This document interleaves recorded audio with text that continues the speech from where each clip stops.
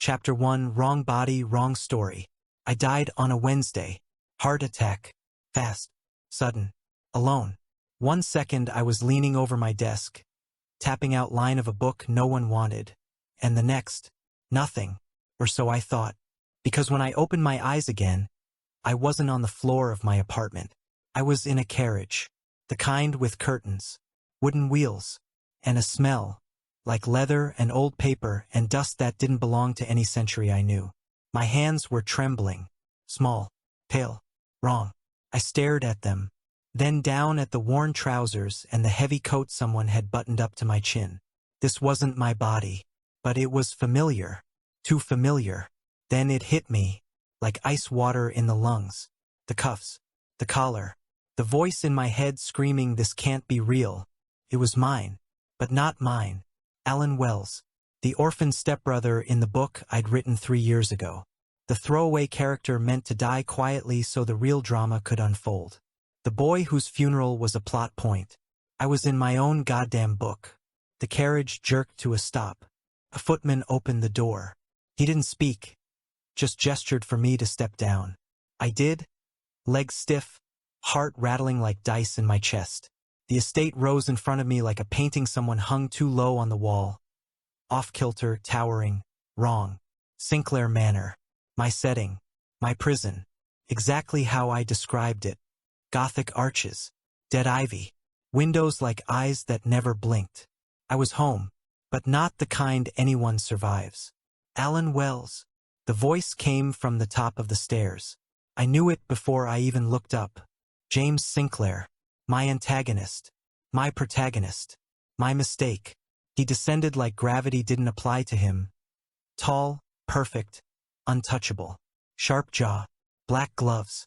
Lips that didn't smile so much as curve with contempt. God, I wrote that smirk. I gave him that look.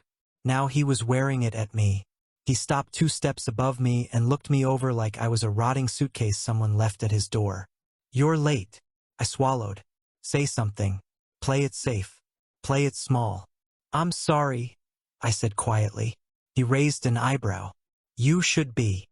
The butler stepped forward. I hadn't even noticed him. Master James. The boy's belongings. Burn them, James said. But sir. Burn them. His eyes never left mine. And find him a room in the east wing. Something with no windows. My breath caught. I remembered this scene. In the book, James gave Alan no windows because rats don't deserve sunlight. That line had made my editor laugh. Now it made my blood run cold. Follow me, the butler said. I obeyed. Not because I wanted to, because I knew what came next. James would give me rules, and if I broke them, he'd break me. Emotionally, socially, eventually physically. But I wasn't going to die like the original Alan did. I was going to survive my own story, even if I had to rewrite every goddamn line of it. As I followed the butler through the halls, I heard James's voice behind me. Low, amused, cruel. I wonder how long he'll last. I didn't turn around, but I thought to myself, long enough to burn the ending. Chapter 2. Play nice or die trying. The room they gave me was beige. That special kind of beige that smells like old fabric, ghosted wallpaper, and something crawling behind the walls. There was no window, of course, just a narrow bed, a worn desk, and a mirror so warped I couldn't tell what part of me it hated most. I sat there for an hour after the butler left, staring at my hands. Still not mine. Still soft, pale, unfamiliar. The air tasted like mothballs and grief. A knock. Then the door opened without waiting. Of course. James stepped in like he owned the oxygen. He was in a black dress shirt now, cuffs undone. No tie. Casual but calculated like a predator pretending to nap. He looked around the room once, unimpressed. I see they followed instructions, no windows, no clutter. Just enough to remind you you're not here to decorate. He said. I stood. Not because I wanted to, because I knew not standing would get me slapped. Or worse. He tilted his head. You listen well. Thank you, I said. A beat passed. Then he smiled. Not kindly. Don't thank me yet. He circled once, like a shark, then stopped in front of me. Let's set expectations, shall we? I nodded. He didn't like that. Use your words. Yes. Yes, what? Yes, sir. His eyes lit up with something sharp. Very good. You can be taught. He moved closer. Close enough to count the flecks of green in his eyes. Close enough that I could smell his cologne, sandalwood and money and danger. You'll rise when I enter the room. You'll eat when I say, sleep when I say, breathe when I allow it. He smiled again. Any objections? I looked down. No, sir. Louder. No, sir. His hand brushed my chin, one finger. Gentle, but it felt like a blade. Look at me when you speak. I did, because in the original script, Alan refused, and he got slapped so hard he bled. James studied me. Quiet. Too quiet. You're calmer than I expected. I said nothing. He narrowed his eyes. No crying? No begging to go home? No, sir. Another long pause. Then he laughed, quiet, low, dangerous. You're not the Alan I remember. My heart skipped. He doesn't know. He can't know. He just means the memory of the original Alan, the bratty, sharp-tongued mess I wrote to be tragic and easily breakable. Still, I filed that comment away like a loaded gun. Let's test your obedience, he said. He sat on the bed, patted the floor at his feet. Down. My stomach twisted. I knelt, hands in my lap, back straight. His boot tapped my knee. Closer. I moved in. He leaned forward. I want you to answer one question honestly, he said. I nodded. He cupped my jaw, fingers warm, thumb against the corner of my mouth. Are you afraid of me? Yes. God, yes. But I said, no. Silence. His thumb pressed a little harder. Not hurting, just reminding me. You should be. He stood abruptly. I stayed kneeling. He walked to the door, paused, looked back. You can eat in an hour, if you're good. Then he left. I waited until I couldn't hear his steps anymore, then stood, limbs shaking. I walked to the mirror, stared at the version of me I'd been forced into, and whispered, play the part, survive the act, outlive the author. Chapter 3, Under the Same Roof. I learned 3 things quickly. First, the east wing was colder than the rest of the house. Not just in temperature, but in design. No rugs, no paintings, no mirrors tall enough to see yourself properly. Just stone, wood, and silence. Second, the staff were polite, but afraid to speak to me. One maid wouldn't even meet my eyes. Another bowed so quickly I thought she might snap her own neck. Third, James liked to watch. The first morning, I opened my door and found a tray of clothes waiting. Tailored, elegant, absurdly expensive. On top was a folded note. Be presentable. Dinner at 7.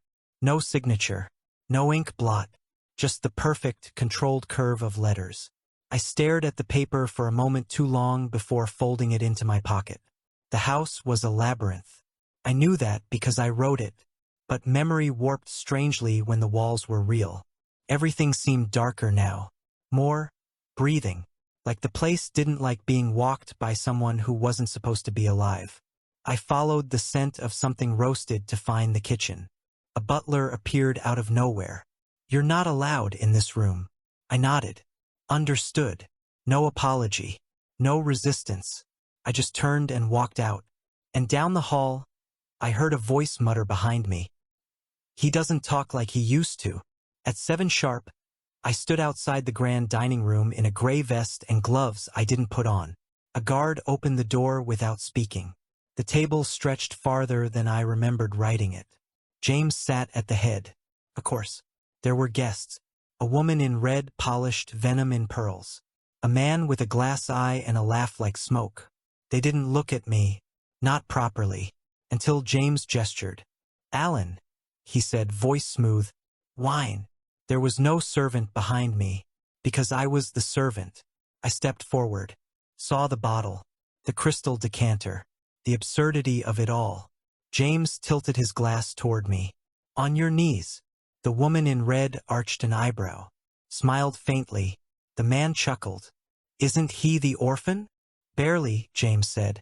I knelt, picked up the bottle, hands steady, because I knew this was the moment the original Alan broke. Snapped the stem, screamed, tried to run, got dragged back. But I wasn't him. I poured, carefully, didn't spill a drop. James stared at me like I'd pulled a gun. He looked confused, almost disappointed. I passed him the glass. He took it without speaking. No smile, no laugh, just silence. The woman in red cleared her throat. So polite. That's new. James didn't answer. I stepped back, quiet, kneeling still because he hadn't told me to rise. Another silence. Then finally, that'll be all. I stood, bowed, left the room. Back in my cold little cell of a room, I sat on the edge of the bed and stared at the candle. I lit it with shaking fingers, held my hand close enough to feel the heat. Not enough to burn, just enough to remind myself I was real. I could feel it. The script was bending. James wanted to play power games, but he didn't know what to do when the toy did obey. I'd give him nothing. Not yet. Let him wonder. Let him ache. Let him rot. Chapter 4, The Fire and the Chain. The storm rolled in without warning. Thick clouds like bruises. Wind like a voice screaming behind glass. By the time night fell, the lights were flickering. And then, dark. All at once. I sat up in bed, blinking at nothing. No candles. No staff. No sound but the thunder splitting open the sky. I knew this scene. I wrote this scene. The power goes out. Alan gets lost in the hallways. James finds him. They fight. James slaps him. But this time I had no intention of getting hit. I'd walk. I'd wait. I'd play the role. Until I could rewrite it. I left the room barefoot. The mansion looked different without light. Longer. Deeper. Like it wasn't built for humans at all. I moved carefully. One hand on the wall. Fingers brushing old stone and wallpaper seams. I passed the mirror in the corridor. My own reflection stopped me cold. Because I looked terrified. Not fake. Real. That scared me more than the dark. Footsteps. Behind me. I turned slow. He was already there. James. Of course. No flashlight. No sound. He stood like a shadow given bones. Lost? He asked softly. I shook my head. He stepped closer. Then why are you out of your room? I couldn't sleep. I didn't give you permission. My throat closed. But I said, I didn't know I needed it, sir. He moved again. Too close. I backed up. My spine hit the wall. He watched that happen. Didn't smile. Didn't smirk. Just stared. You've been quiet lately. Yes, sir. You've been obedient. I've tried. He leaned in. His hand lifted. I flinched, but he didn't strike. He placed his palm gently against my throat. Not choking, just holding, measuring. His eyes searched mine like they were reading a confession I hadn't written yet.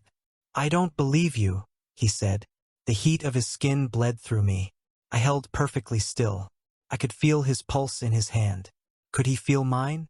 Was this power? Or mercy? Or something worse? Why are you really here? He whispered. I blinked. You brought me here. No, you're not him, he said. The world narrowed to the point where his breath hit my cheek.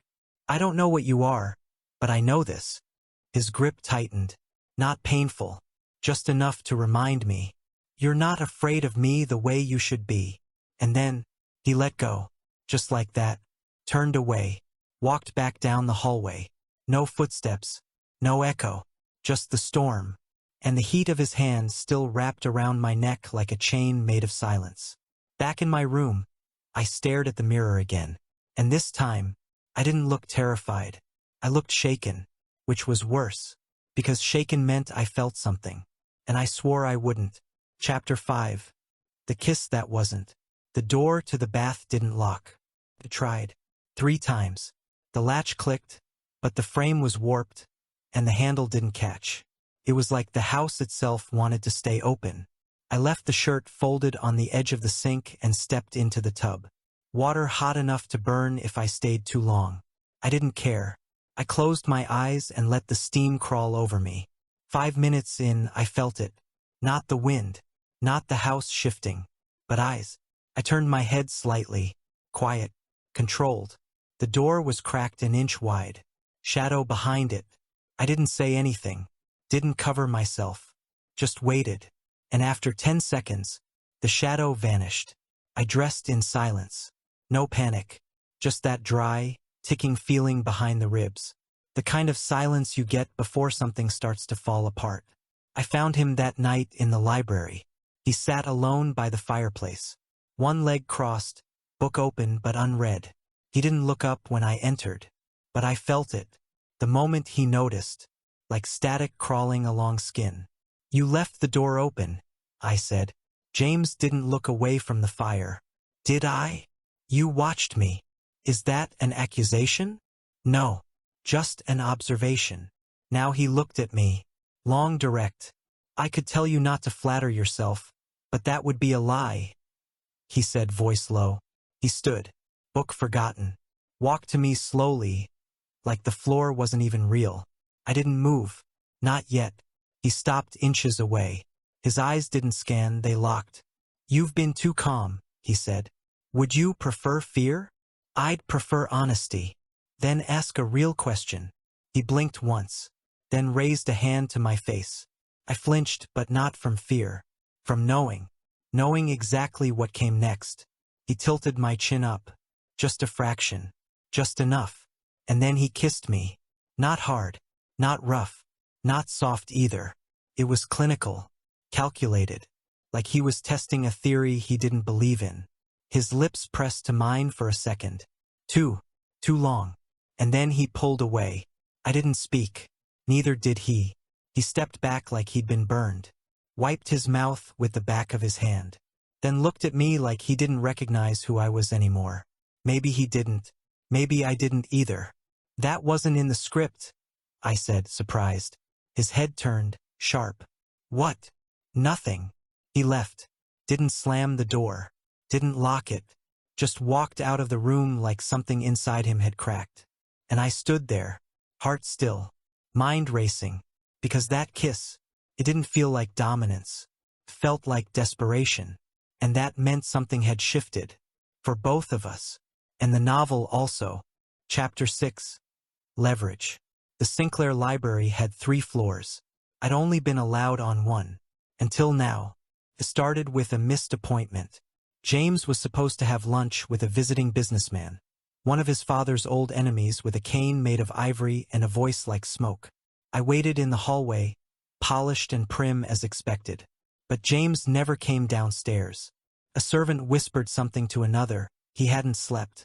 Something about pacing, doors slamming, the wine gone missing. The kiss had broken something. Good. He stayed in his wing. I wandered. Not far. Not obviously. Just enough. Enough to reach the back hallway. Enough to find the stairs behind the tapestry. Enough to open the little door I hadn't seen in years. And step into my own forgotten chapter. The top floor of the library wasn't a room.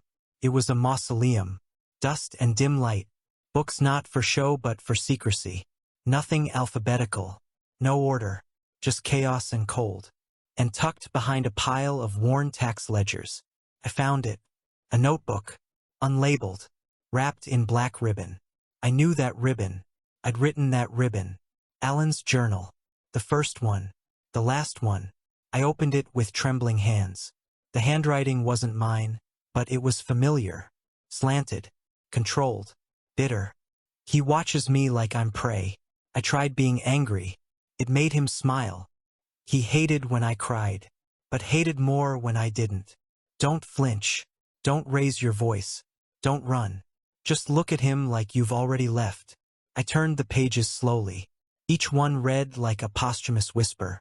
Each line, a map, a warning, a weapon. Halfway through, I found the gold.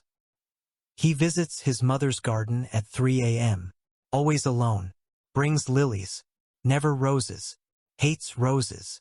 The only room he locks from the inside is the music room. Piano. First thing he ever loved.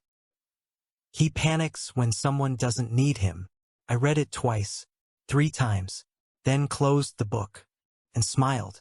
That night I waited Waited until the storm passed, until the guards changed, until the hallway stilled, and I walked to the kitchen, found a vase, took a rose from the arrangement on the table, and placed it in front of James's bedroom door. One flower, one message. I see you. The next morning he didn't mention it, but at breakfast he looked at me longer than usual, didn't touch his tea, didn't speak for 15 whole minutes. When he finally did, his voice was different. Did you sleep well? I met his eyes. Yes, sir. Good. I sipped my tea and thought, you broke the rules, James. Now I get to break you. Chapter 7, The Auction Incident. The suit was too tight in the shoulders. That was the first sign it wasn't made for comfort. It was made for presentation. James waited by the car, tapping something invisible on his wrist as if that alone could make me hurry faster. Button it, he said when I approached. I did. He didn't look at me again until we were on the road, and the silence between us stretched like a thread pulled too tight. It's a charity auction, he said.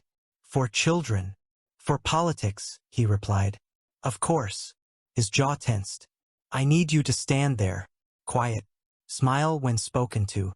That's all. I nodded. Like a good dog, I said under my breath. He didn't laugh, but his fingers curled slightly on the steering wheel. I let the silence have the last word. The venue was glass and marble and cameras. Too many of all three. I stayed by James's side like a shadow. Still, quiet, memorized. People smiled at him and glanced at me like I was furniture. Something imported. Expensive. Replaceable. He liked that. Until someone didn't. It was a man. Mid-30s. Dark blue suit. Eyes like he collected people just to break them later. He didn't greet James first. He looked at me. All grown up now, are you? I blinked. Aye. James cut in, voice smooth. Alan. This is Mr. Sterling. Don't be rude, Sinclair, let the boy speak. The man said. I met his gaze evenly. Pleasure to meet you, sir. He smiled. Too long. Too slow. Pretty thing. Doesn't talk like you expect. Later, when I moved toward the drink table alone, he followed. You've got good posture, he said, swirling his glass. Is that a compliment? It's interest. His hand brushed my lower back, and I didn't flinch, but someone else did. James was there in an instant. Didn't speak. Didn't smile. Just stared. Mr. Sterling held up both hands in mock surrender. Relax, I'm just making conversation, he said. He's not for conversation, James said. Then he turned to me. Come. The ride home was quiet, the kind of quiet that sits on your chest. His hand on the gear shift kept flexing, clenching, releasing, over and over. I watched it from the corner of my eye. What are you so upset about? I asked. You let him touch you. I didn't let him do anything. You didn't stop it. I didn't see the need. He pulled the car over, his knuckles white on the wheel. I don't share, he said. You don't own me. He turned toward me slowly, and for a second I saw it, the crack beneath the control. You have no idea what you're doing to me. I didn't answer, because maybe I did. Maybe I finally did. Back at the estate, he slammed the front door harder than necessary, dragged me into the sitting room, cornered me, not violently, not sexually, just trapped me between a couch and a wall like I was some puzzle he couldn't solve. You smiled at him. I was polite. You were mine. My breath caught, not from fear, from understanding, because this wasn't anger. This was jealousy, possession, obsession. I stared at him and asked, would you have liked it better if I cried? His hands pressed to the wall on either side of my head. I would have liked it if you looked at him like you were scared. I smiled. Small. Cold. You're not scared of losing me, James. You're scared because you already have. He froze, then stepped back. Just one pace. Just enough to breathe. Then he left. Didn't speak. Didn't slam the door this time. Just vanished into the house he thought he controlled. And I stayed there, because I hadn't meant to say it. But I had. And worse, I'd meant it. Chapter 8, Punishment and Mercy. He didn't speak to me the next morning. Not when I passed him in the hall. Not when I said, "Good morning, sir." Not even when I stood beside his chair at breakfast, silent and waiting. Just a turn of the page in his newspaper. Just the clink of his fork on porcelain. That night there was a change. The candle in my room was gone. The sheets cold. The door unlocked. That was the signal. He wanted me in his room now. I waited 5 minutes. Then 10. Then went anyway. Not because I feared the punishment if I didn't, but because I feared the silence if I did. His room was too warm. The bed was massive, four-poster, heavy, dark wood, the kind of thing built to swallow people whole. James was already lying there, shirt unbuttoned to the collarbone, book in one hand, a single glass of water untouched on the nightstand. He didn't look at me. I waited. Still nothing. So I sat at the edge of the bed, then lay down above the covers. A perfect imitation of a guest in a stranger's home. The silence thickened. He turned a page, breathed, and finally said, "You're quiet. I thought that was what you wanted. I want what's mine to act like it knows who it belongs to." I turned to face him.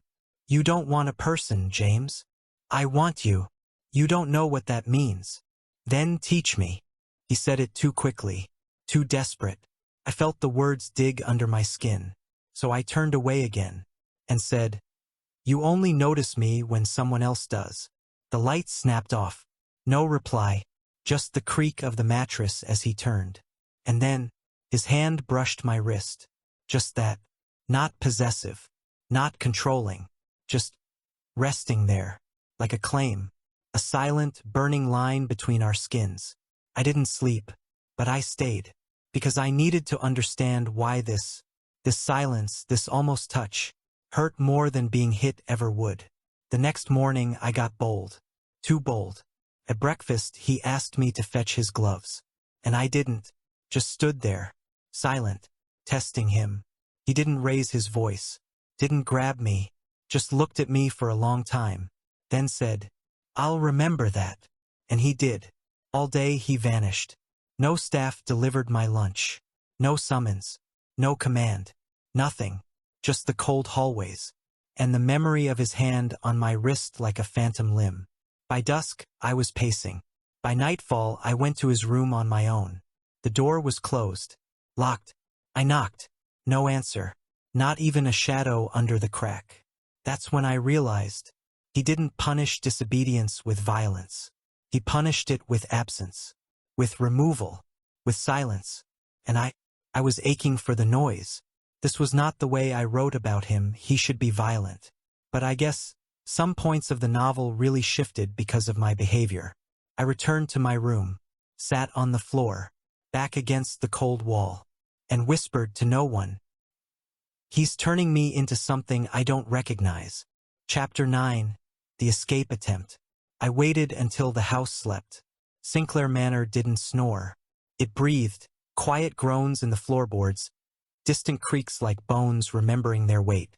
It had been 23 days since the auction. 7 since James touched my wrist. For since he'd looked me in the eye. And tonight, for the first time, the key was missing from his room. That was all I needed. The back hall was darker than the rest. No lights, just windows overlooking gardens no one touched. I moved like water, silent, steady, shaping myself around every shadow. The servant door was rusted, but I knew where to push. I'd written the flaw myself, tucked in during a late-night revision years ago when I needed Alan to have options. Funny how I'd become him. Outside, the air smelled like rain hadn't made up its mind yet. Not fresh, not stormy, just waiting, like it wanted to see what I would do. I passed the gate, down the hill, 20 steps more, and then, Alan. My legs locked mid-step, not from fear, from the tone. James's voice behind me wasn't angry. It was broken. I turned. He wasn't dressed. Just a dark robe open at the throat. Hair unbrushed. No shoes. He looked human. Wrong. Vulnerable in a way I'd never seen. And I hated that it made my chest pull tight. "You weren't supposed to wake," I said. "I never sleep when you're not near." He stepped forward. Not fast. Not demanding. Just there. like the night summoned him. I wasn't going to tell anyone, I said. I know. I wasn't going to ruin you. He smiled, sad. You already did. I turned to go again. He grabbed my arm. Not rough, just gripping too hard. Please. That stopped me cold. That word. Coming from him. I can't breathe when you're not here. I can't think. I can't. His voice broke. And I realized something horrifying. He wasn't lying. I don't belong to you, I said. Then let me belong to you. I stared at him. At the man who once wanted to destroy me. Who now looked like he'd dissolve if I took one more step. You're sick, I said. Yes. You need help. I need you. The wind moved around us like it didn't want to get involved. I could leave. Now, he wouldn't chase me. Not like this. But the look in his eyes. It wasn't rage. It was grief. You don't know how to love, I said. No, but I know how to stay, he agreed. And that terrified me, because part of me wanted him to. I stepped closer, took his hand off my arm, held it for 1 second too long, then dropped it, turned around, and walked back to the mansion. I didn't run, didn't cry, didn't even think. Just let the house take me back in. James followed 5 paces behind. Never spoke, never touched, just breathed like every second was borrowed. And when I lay in his bed that night, under the heavy quilt and the heavier silence, I whispered into the dark. I almost did it. And a quieter voice inside me whispered back. You didn't want to. Chapter 10, Death Day.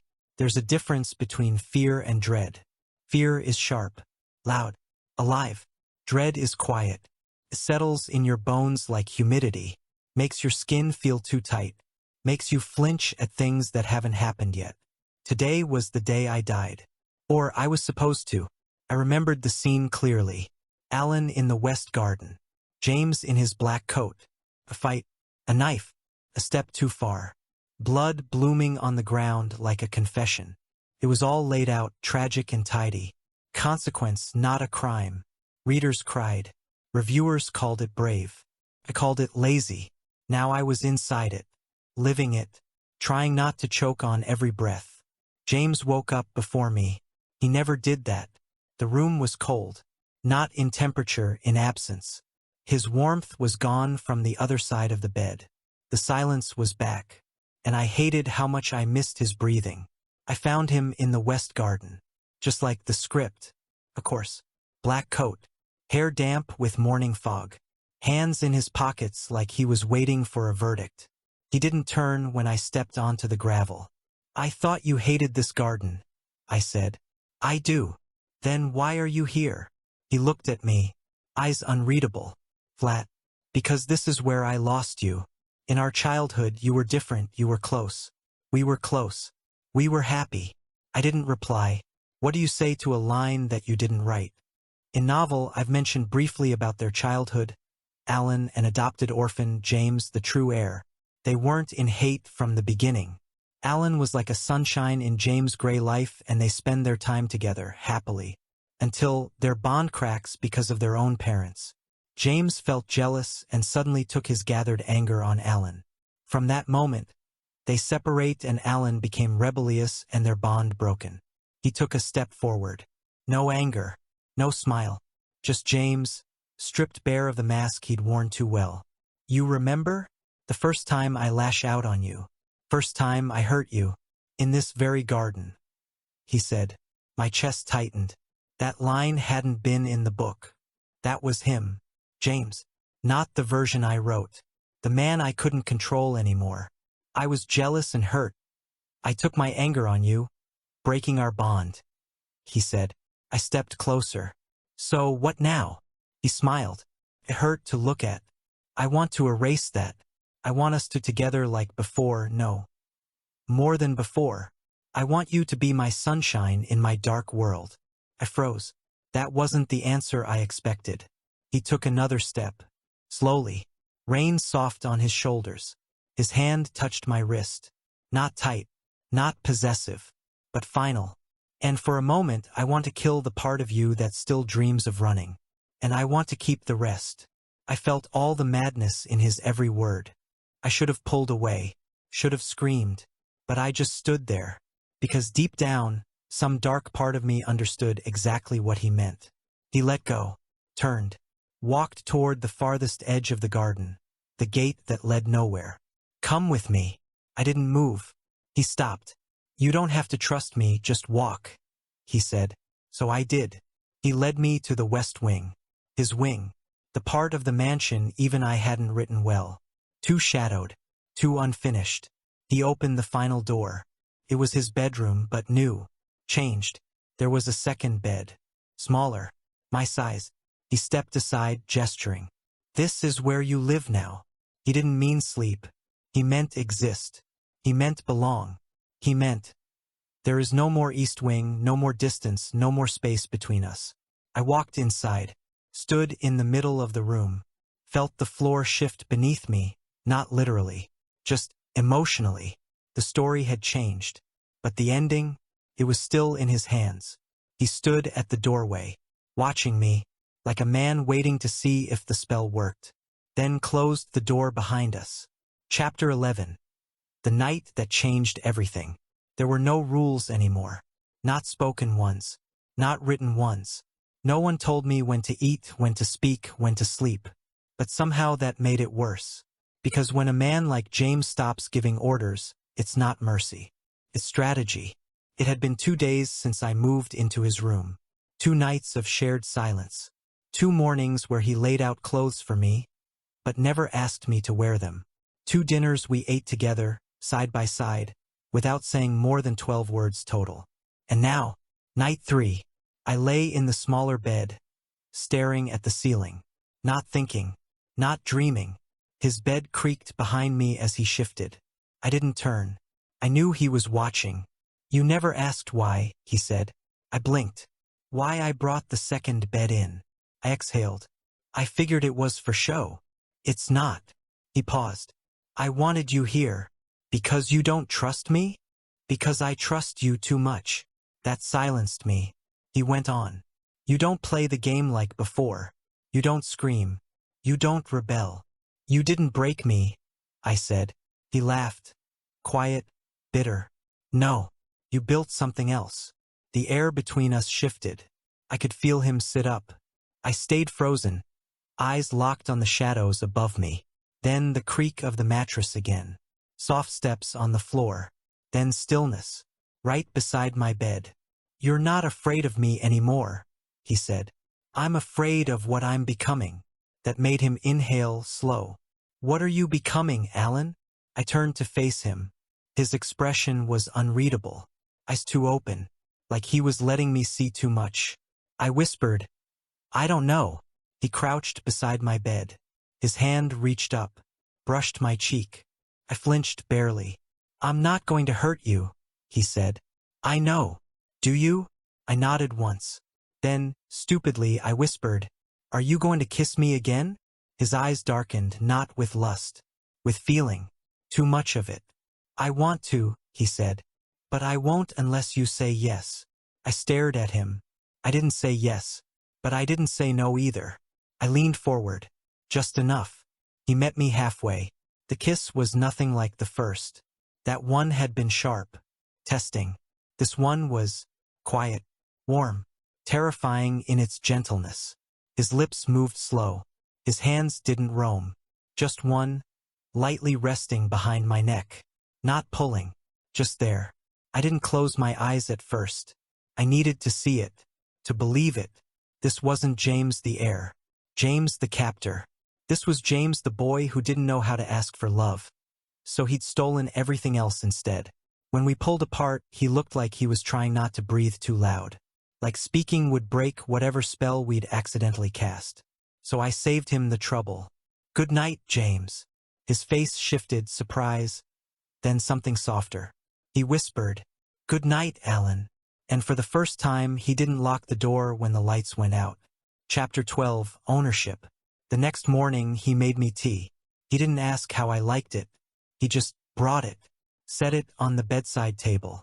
1 sugar, no milk, no lemon. Exactly how I took it. I hadn't told him that. I hadn't told him a lot of things. He was learning them anyway. Did you sleep?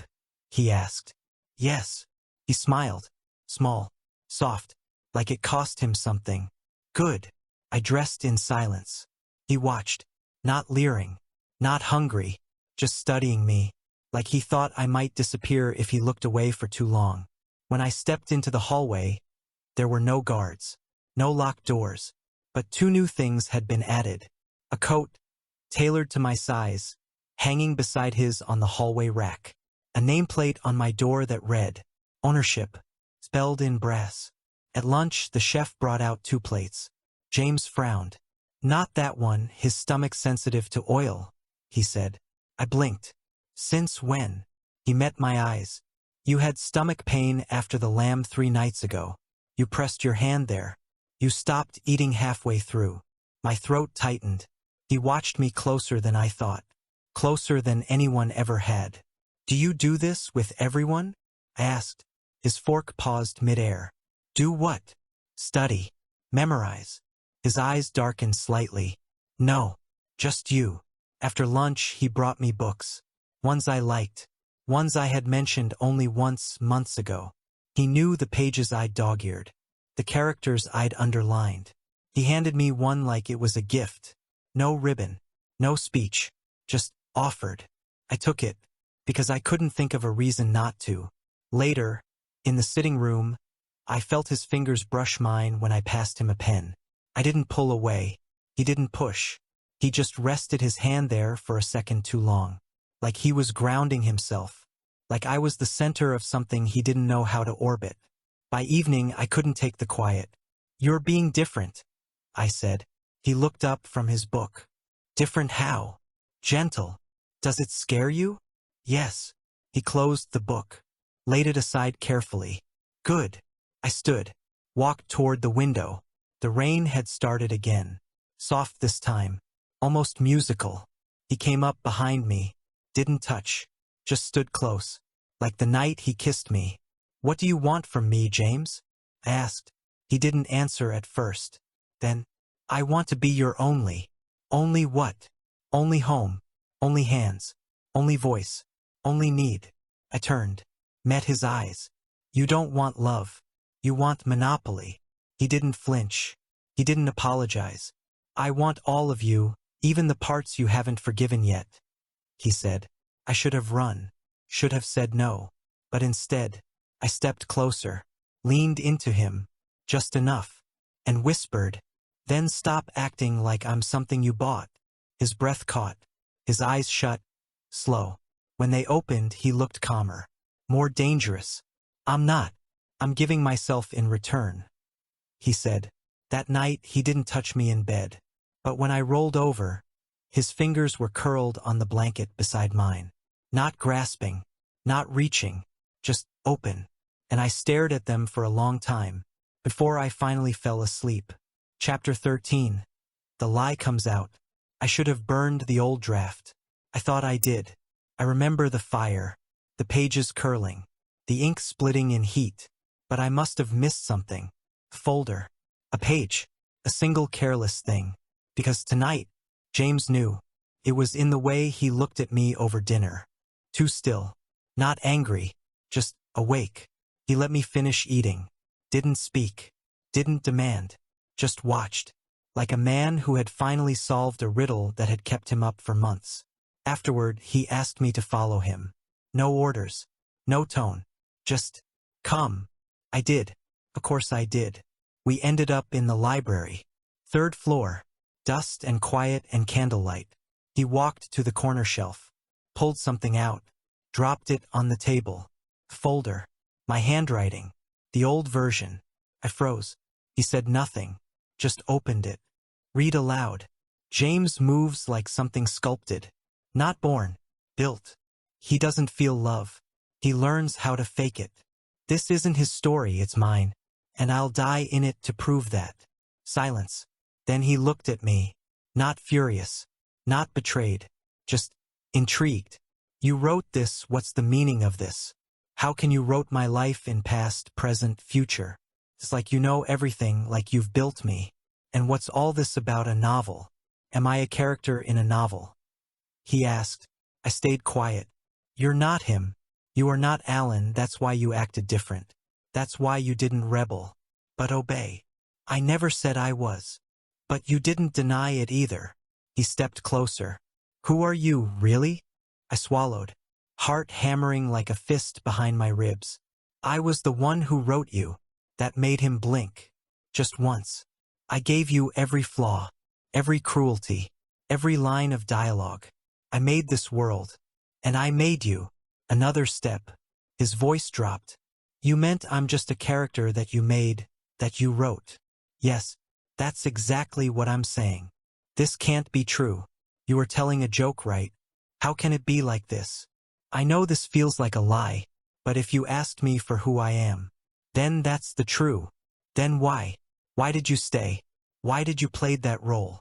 Because I couldn't bear to watch you destroy him again. Him. The original Alan. He smiled. A slow, strange, intimate thing. I always knew something was different. So, you watched me like a god who hated his own creation.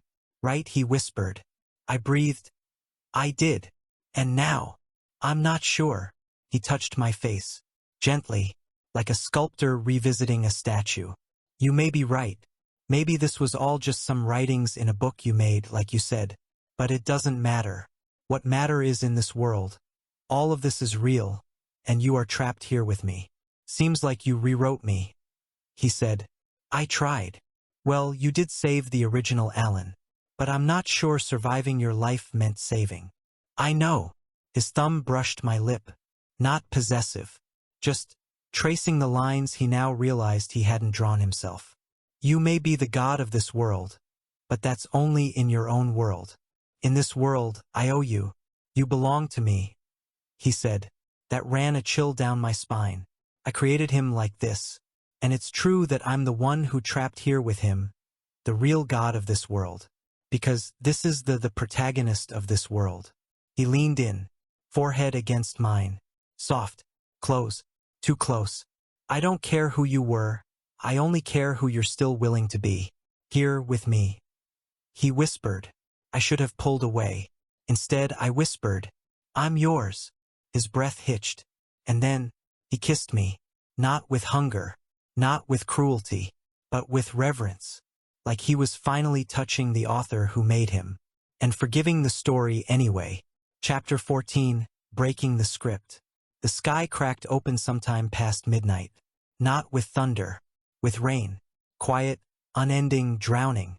The kind that makes it feel like the whole world is waiting for a confession. We sat by the fire. Not touching. Not speaking. Just near. Like two magnets afraid of which way they'll pull. He had a book in his hands. He wasn't reading it. I wasn't pretending to look away anymore. Do you believe in fate? I asked. James looked up. No. Because you made your own? I asked. Because mine was written by someone who hated me, he said. My throat tightened. That's not true, I said. It was, he said. He set the book down. You hated me when you wrote me, but you didn't understand me, he asked. And now I do? I asked. You're starting to, he said. I stood, walked toward the shelves, ran my fingers across the spines like they could save me, then turned. I want you to stop, I said. Stop what? He asked. Whatever this is, the possessiveness, the watching, the pretending this is love when it's really fear, I said. He didn't flinch, but something in his posture shifted. I don't want to lose you, he said. You never had me, I said. Silence. Sharp. Heavy. Then he said, you kissed me back. I did. You sleep in my room. Because you left no room anywhere else. You say you hate how I look at you, but you never tell me to stop. I stepped closer. Fury in my mouth. Fire behind my ribs. I want you to stop because I want to see you as you are. Not the way I wrote you. That landed. He stood. Walked toward me. His hand reached out, hovered above my face. Then dropped. To his side. His jaw clenched.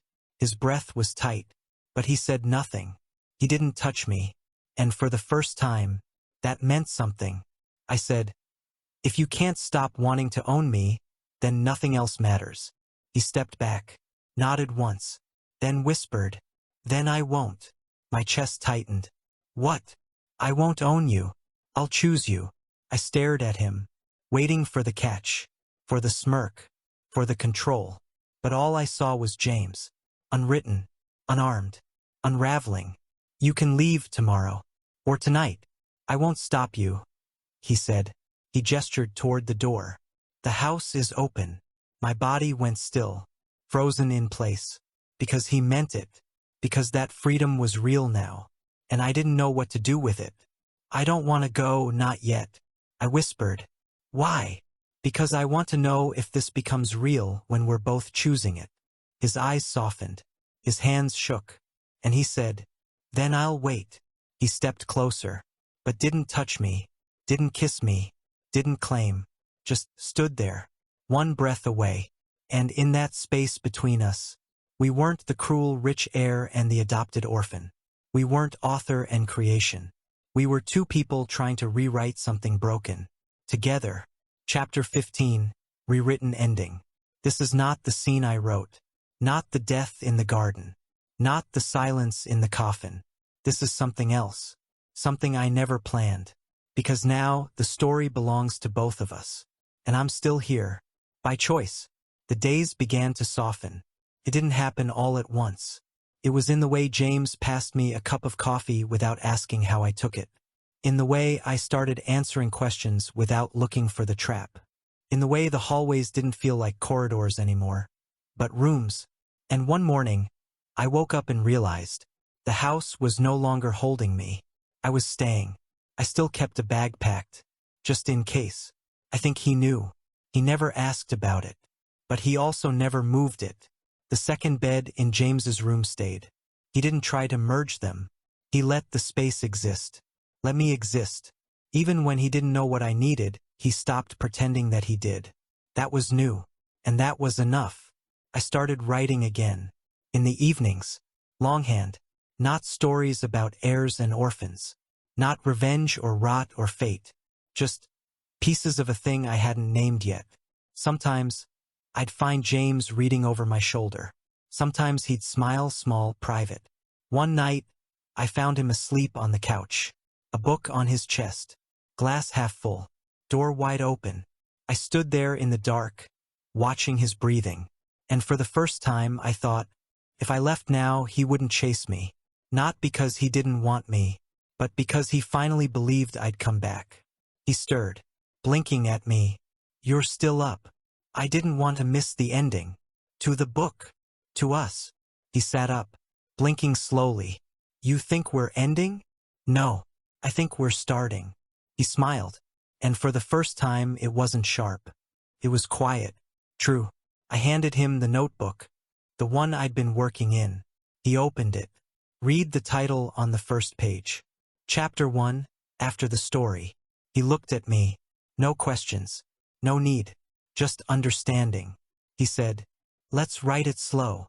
And I said, "For once, let's not kill anyone." He laughed. Genuine. And just like that, the story was ours again.